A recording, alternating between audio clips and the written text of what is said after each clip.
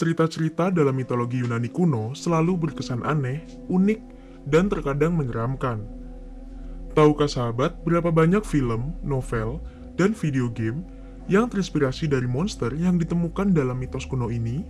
Contoh klasiknya adalah Lamia, pemakan anak-anak yang kejam dan makhluk yang sangat mengerikan, sehingga digambarkan sebagai hantu, meskipun sebenarnya dia adalah seorang wanita. Jadi, makhluk apakah sebenarnya Lamia? Lamia di Yunani kuno. Penggambaran Lamia bervariasi selama berabad-abad. Dalam mitos Yunani awal, makhluk ini memulai hidup sebagai wanita cantik dan dianiaya oleh dewa. Namanya Lamia, dan dia adalah Ratu Libya. Seperti banyak wanita dalam mitologi Yunani, dia cukup malang untuk berselingkuh dengan Zeus. Dengan cara yang khas, istri Zeus, Hera, bereaksi berlebihan dan menculik anak-anak Lamia. Dalam beberapa kisah diceritakan, Hera menyembunyikan anak-anak itu, membunuh mereka, atau kisah lain mengatakan Hera membuat Lamia membunuh anak-anak itu. Untuk memastikan bahwa Lamia tidak mendapat kelegaan dari kesedihannya, Hera kemudian mengutuk ratu dengan insomnia. Lamia dengan cepat menjadi gila. Dia mulai mengambil dan kemudian memakan setiap anak yang dia temui.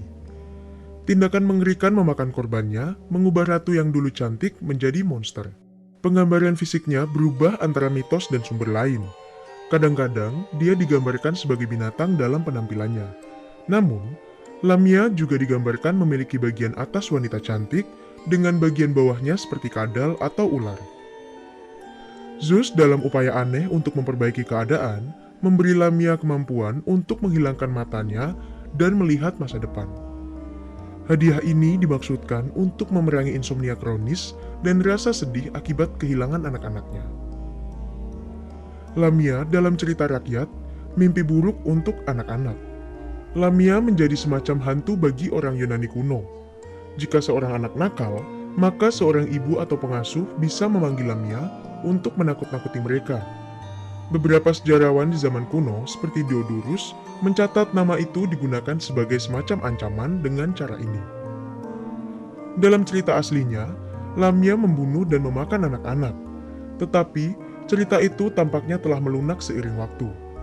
Dalam versi cerita beberapa perawat, anak-anak ditelan hidup-hidup dan dapat diambil kembali.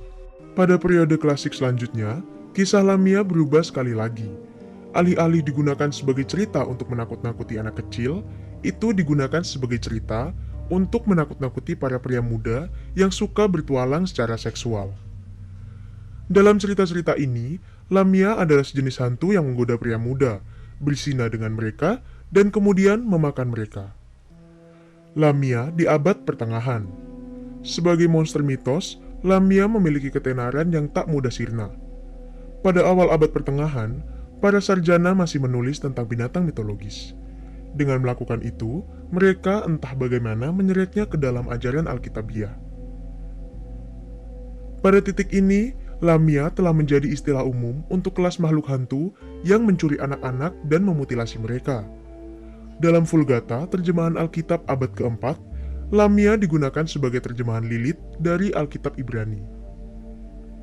Dalam mitologi Yuda, Lilith adalah istri pertama Adam, iblis betina purba yang dibuang dari Eden karena tidak mendengarkan Adam. Dia sering digambarkan sebagai ibu dari semua monster. Selama periode ini, gereja menggunakan Lamia untuk memperingatkan para pengikutnya terhadap perilaku tertentu. Paus Gregorius pertama mengklaim bahwa Lamia memiliki bidah dan kemunafikan. Pada abad ke-9, Hincmar, uskup agung Reims, menggambarkan Lamia sebagai roh reproduksi wanita. Lamia digambarkan sebagai roh gaib yang menyebabkan perceraian dengan menggoda suaminya. Wanita yang digambarkan sebagai monster adalah tren utama dalam mitologi Yunani. Hal ini menimbulkan pertanyaan yang meresahkan. Mengapa begitu banyak monster Yunani kuno adalah wanita? Ketika monster dalam mitologi Yunani kuno digambarkan sebagai perempuan, itu mungkin karena dia telah melakukan sesuatu yang salah. Lamia adalah contoh utamanya. Dia berselingkuh dengan Zeus, jadi dia berubah menjadi monster pemakan bayi.